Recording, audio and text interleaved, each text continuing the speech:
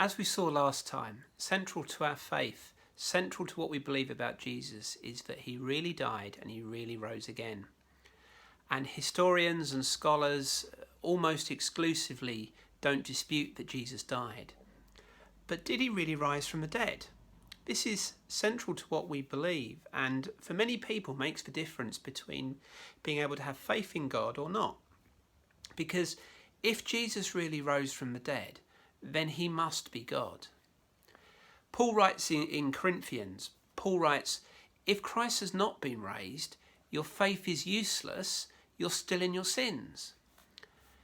Last time we looked at one theory of the idea that somebody was substituted for Jesus, that Jesus didn't really die. Quite a modern idea, but actually not one that really stands up to the test. I want to give you 4 other possibilities. And if you look through these with me now, hopefully we'll come to the other end and you will realise that Jesus really rose from the dead, and your faith and your belief and your trust and your encounter with him can go deeper, knowing that what we believe is true. So having discounted the substitute theory that somebody took Jesus' place on the cross, the next theory we have can be called the swoon theory. Some people have questioned whether Jesus really died. In other words, when he was taken down from the cross, he had just lost consciousness, was put into the tomb, and the cold sort of damp of the tomb would have woken him up, and he would have then got up and he hadn't really died. That probably can be quite easily countered when we realise that Roman crucifixion was probably one of the most barbaric, horrific and comprehensive ways of executing people ever devised by men. If the person on the cross didn't die, then the soldiers carrying out the execution would have to take his place. So I don't know about you, you probably wouldn't bring somebody down unless you were absolutely convinced they were dead.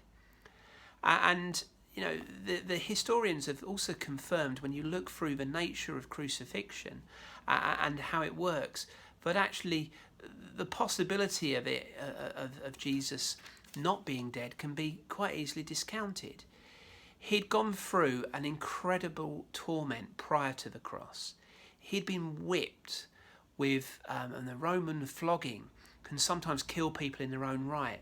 A skilled flagellist who would carry it out would have a whip made of leather with bits of stone and flint in the end, and he could strip someone's flesh and expose their internal organs.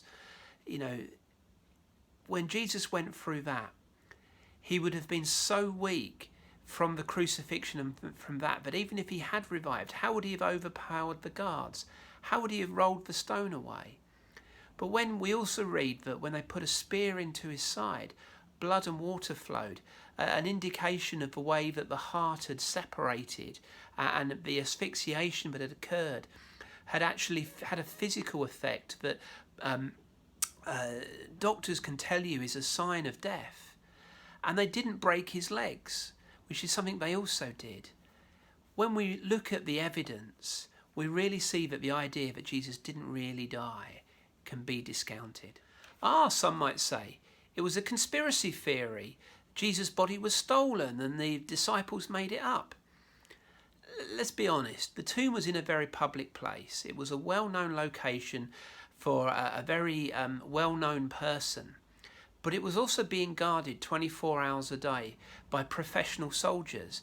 There would have been between 4 and 16 soldiers working in a shift rotation who were skilled and would be put to death if they didn't carry out their mission. The disciples themselves had gone through a horrific time. They were scattered, they were afraid, they didn't understand what had happened. And if the body was stolen, then produce the body. History has been silent on this, and silence is a picture that nobody's ever produced a body. But perhaps one of the most telling effects is to look at what the effect was on the disciples.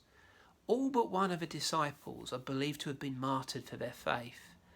If they'd stolen the body and created a conspiracy theory, what were they to gain from it? Where was the profit? Would they have died for a lie? I think the reality when you examine the evidence is Jesus' body wasn't stolen.